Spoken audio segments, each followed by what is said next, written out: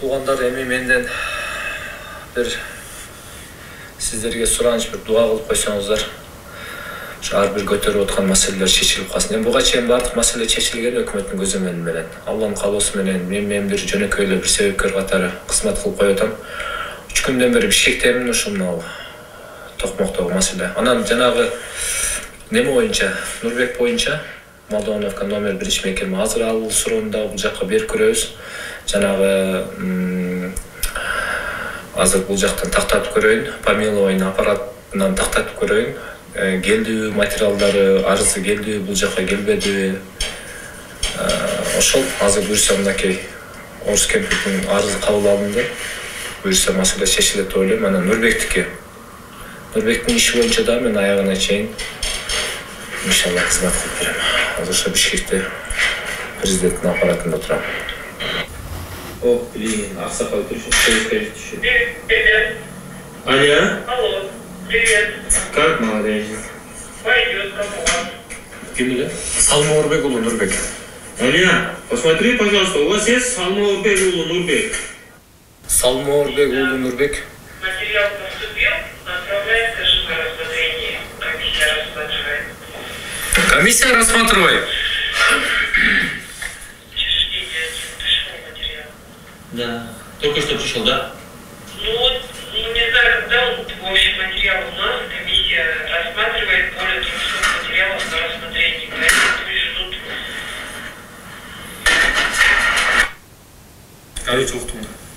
Короче, Салмар Нурбектин материалы келипти, рассмотрение деген, а?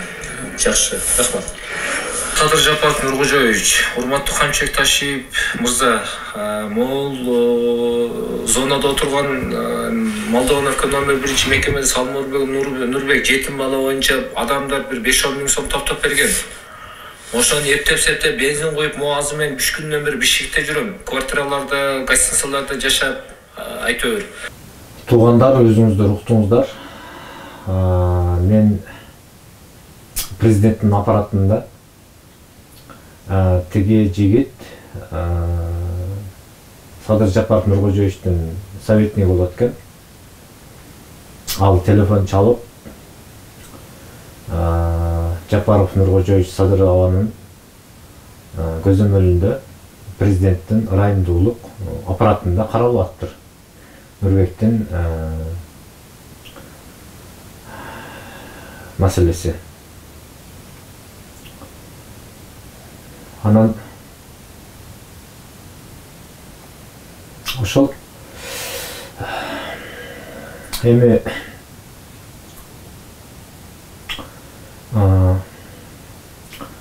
чындыгында мен өзүмө ушул күнгө чейин жардам сурап видео кайрылуу жасаган эмесмин. Кээ бир адамдар түшүнбөй эле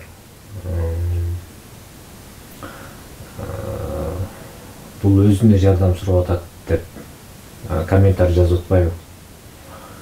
Мен өзүм эмес, жанагы өзгөндөгү Жылал деген айылдан болот, ошол Нурбек.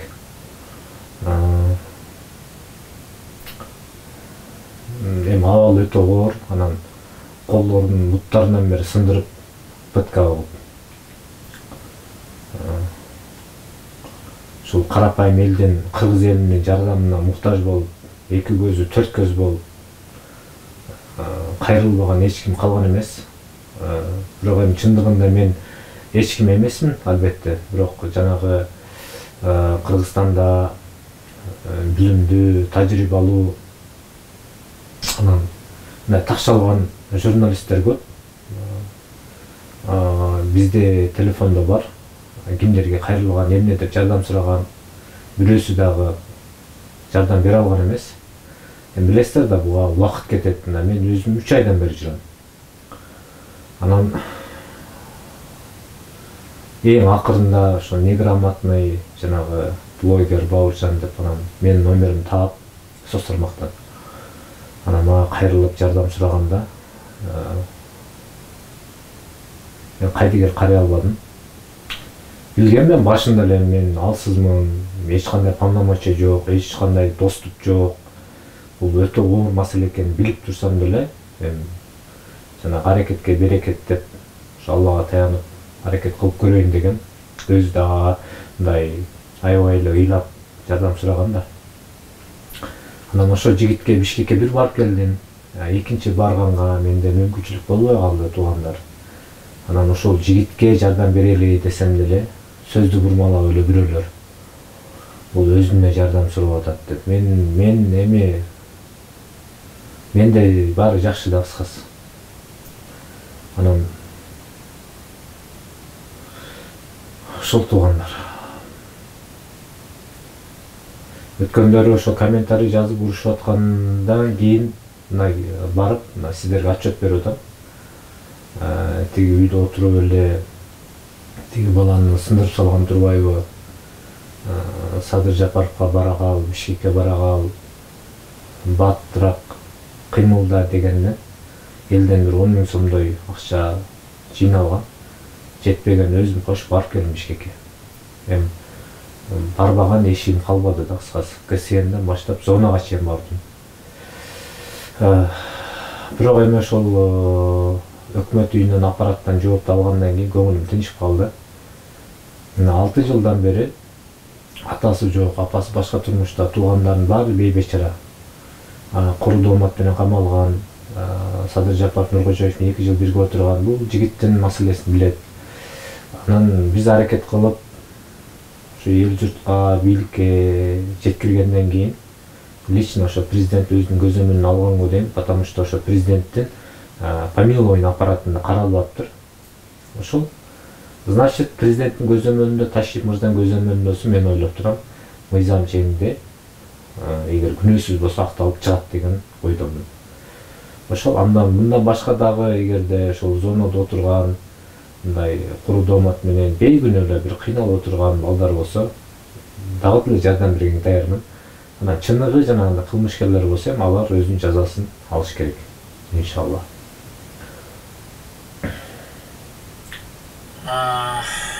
Нурбек, мен зонага келдим. Мынакей, Молдовановка келдим. Эми азыр зонага бир 50 метрдей калды жеткенде. Көчтүм. Молдовановкадагы номер 1 мекеме зона. Эми көрүп турасыздар, мына жерде неме да бул охраняемый объект, ичине кирип, зонанын ичине кирип татканга болбойт. Туугандар, көрүп турасыздар, мына мен зонага келдим, бирок тиги жазылып турбайбы? Охраняемый объект деп. Ичкериге кирип, зонанын ичине кирип, тиги Нурбек менен көрүшүп, анын үнүн дагы бир ирет мындай чагылдырып силерге көрсөтөйүн десем, сиздерге болбой калды.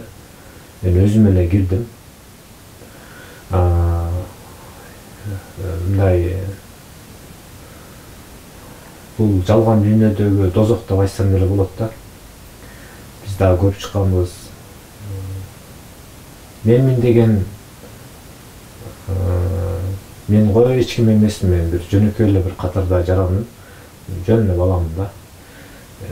Менден 1000 эсе кыйын мынакей Садыр Жапаров, Ташип мырзалар, андан өткөн кыйындар да көрүп чыккан ал жакта.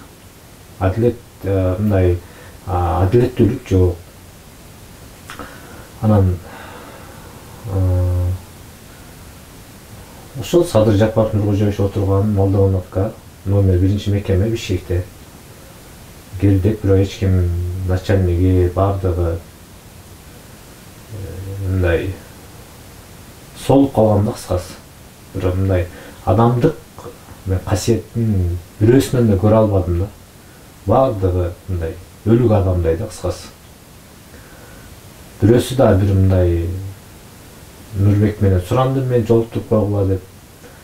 Абалы кандай бир өз көзүм менен көрүп алайын. Как бир тууган катары, бир тууган ага иниси катары, мусулман катары дегендей. Мындай болбоду. Эч кандай маалымат берген жок. ошону менен эч кандай маалымат ала албай осол болуп чыктым. Бирок аппараттан жоопту алдык, эң негизгиси. Эми 5 күндүк өмүрдө колдон эч нерсе келбесе деле аракет кылып атабыз. Ушу мындай кичине болсо да бир мындай муктаж инсандарга бир жардамыбыз тийип калса, анан бир мусулманды кулдуктан куткаргандын сообун алып калсак, ошол эми орусча айтканда никто не застрахован дейт го. Азыр бүгүн кээ бир адамдар карапайым кыргыз элинин жардамына муктаж болсо, ошолордун ордуна биз дагы болуп калышыбыз мүмкүн да. Ошол ошон үчүн колдон келишинче аракет кылып атабыз, окуп атабыз, үйрөнүп атабыз. Орустар айтмакчы, лучше поздно, чем никогда дейт. Азыр деле кеч эмес бизге, иншалла, жашыбыз келечек алдыда. Ушул баардык ушул пайдалуу нерселер менен алектенип, андан сырткары ушу мен дайыма айтып келем, Кыргызстандын ичинде кайсыл жерде кандай бир чечилбеген маселелер болсо, мен талап кылып чечтирип берейин, чакырып бир-эки ооз эле ошол маселени эле айтып коюңуздар деп айтып атам. Анан мен бир нерсени айтып коеюн, мен өзүм азыр Оштомун, анан ар кандай Баткенден, тиги Алыс, Нарын, Талас дегенде Ысык көл, Бишкек, ушундай бир алыс шаарларга чакырган учурда мен ушул расход маселеси кичине кыйнап атат. Эгерде бир мындай мамлекеттик деңгээлде өтө чоң бир маселелер болсо, ошону көргөзүп эле койсоңуздар, мындай факты катары, далил катары. Мен тартып алсам, калганын кичине ушул расход жагынан бир колдоо көрсөтүп койсоңуздар, бир аз-маз. Калган мен мындай бекер кызматка даярмын да, иншалла. Любой жагына мындай айырмасы жок.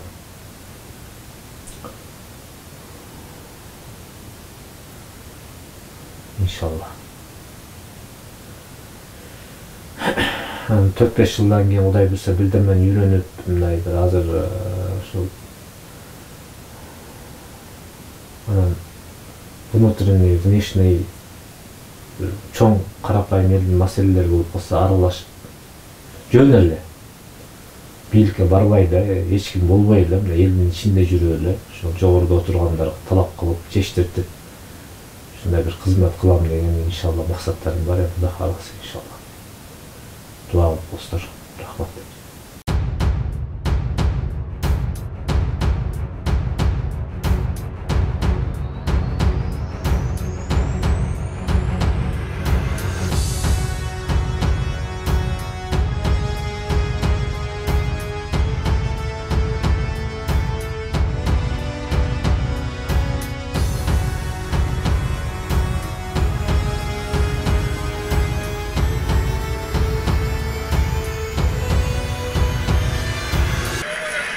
Мен 90 жаштагы кемпир. Кандайсыз? Жакшысыз, мамасыз? Жакшы элесизби? Мен ушул бир карыган энемдин арызы бар эле. Ошону берип коеюн. Качан келдиң? Москвадан көрдүң? Мен Москвадан бир 2-3 күн, 3-4 күн болуп калды.